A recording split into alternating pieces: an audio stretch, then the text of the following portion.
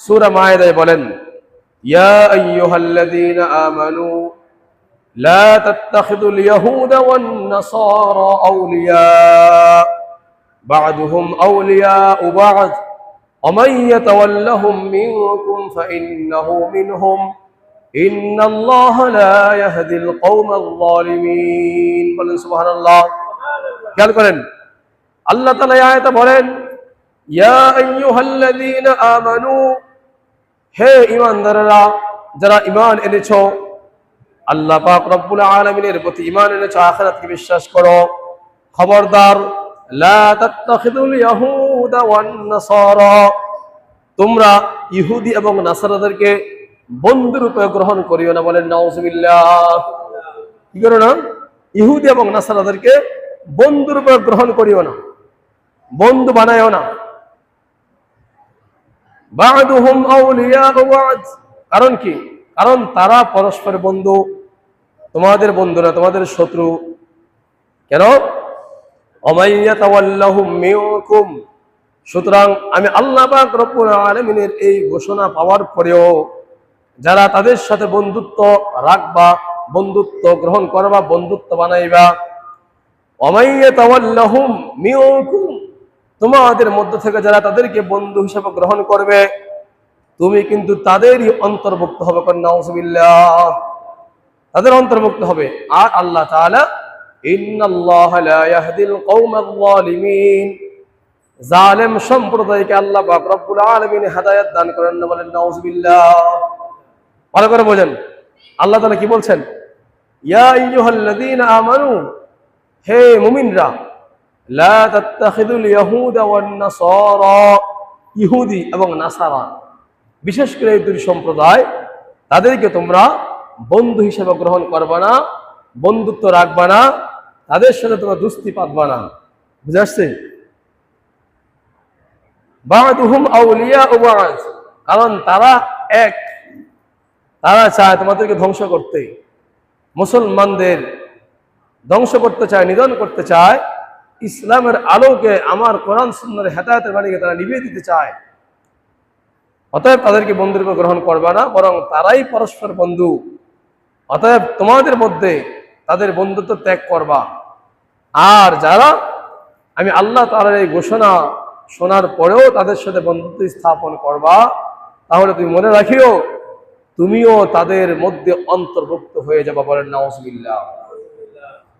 বুঝে আসছে?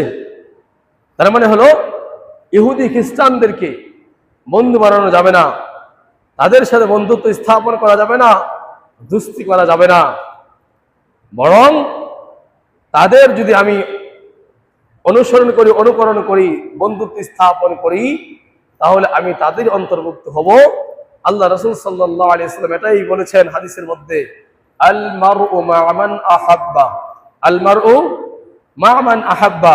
শোনো, যে ব্যক্তি যাকে মহব্বত করবে, যার সাথে বন্ধুত্ব স্থাপন করবে, হাসরের ময়দানে সে তার সঙ্গী হয়ে তার সাথে হাসর হবে। নাউযুবিল্লাহ। যে ব্যক্তি দুনিয়াতে যার সাথে কি করবে? বন্ধুত্ব স্থাপন করবে, মনে প্রাণে তার সাথে বন্ধুত্ব স্থাপন করবে, বন্ধু হিসেবে গ্রহণ করবে, তার সাথেই কিয়ামতের ময়দানে তার হাসর হবে, নাসর হবে। নাউযুবিল্লাহ। বুঝে আসছে তো? আরেকটা হাদিস আল্লাহ রাসূল বলেন, মান তাশাব্বাহা বিকওমিন ফাহুয়া মিনহুম,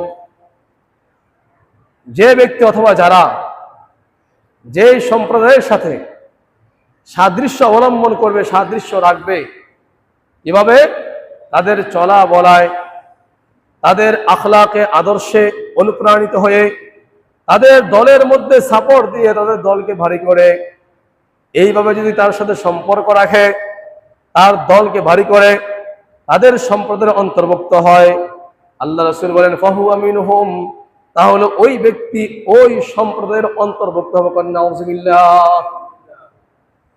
তার মানে হলো, যে ব্যক্তি অথবা যারা দুনিয়াতে ইহুদি এবং নাসারা খ্রিস্টানদের অনুসরণ করবে, অনুকরণ করবে, তাদের সাথে বন্ধুত্ব স্থাপন করবে, তাদের হাসর নাসর তাদের সাথে হবে, এবং আল্লাহ তাআলা রব্বুল আলামিন ওই ব্যক্তিকে, ওই সম্প্রদায়কে কিয়ামতের ময়দানে তাদের অন্তর্ভুক্ত করে এরপরে আখিরাতে উঠাবেন। কন্যা নাউজুবিল্লাহ, যারা কন্যা নাউজুবিল্লাহ।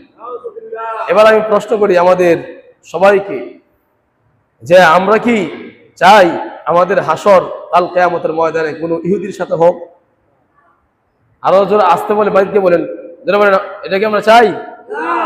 যারা বলতে হবে কথা, ইমানের কথা যারা বলবেন। ইমানের তাকত নেই, ইমানের বাতি ফিউজ হয়ে গেছে। ইহুদির সাথে খ্রিস্টানদের সাথে আমাদের হাসর হোক, এটা কি আপনারা কেউ চান?